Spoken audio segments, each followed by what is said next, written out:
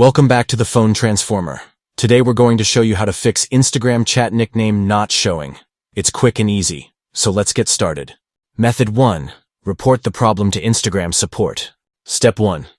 Open the Instagram app on your phone and go to your profile at the bottom right corner. Step 2. Click on the 3 lines in the top right corner. Step 3. Scroll down and click on Help. Step 4. Tap on Report a Problem, then select Report a Problem again. Step 5. Click on Include and Continue. Step 6. Type the following message. My Instagram account nickname option not showing. Please fix this issue as soon as possible. Step 7. Click Send in the top right corner. Step 8. Close the Instagram app. Step 9. Wait 24-48 hours for Instagram support to respond and check if the feature appears.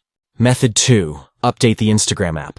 Step 1. Close the Instagram app. Step 2. Open your Play Store and tap the search icon. Step 3. Wait for the apps to load, then find and tap on Instagram. Step 4. Tap on Update App, then confirm by tapping Update App again.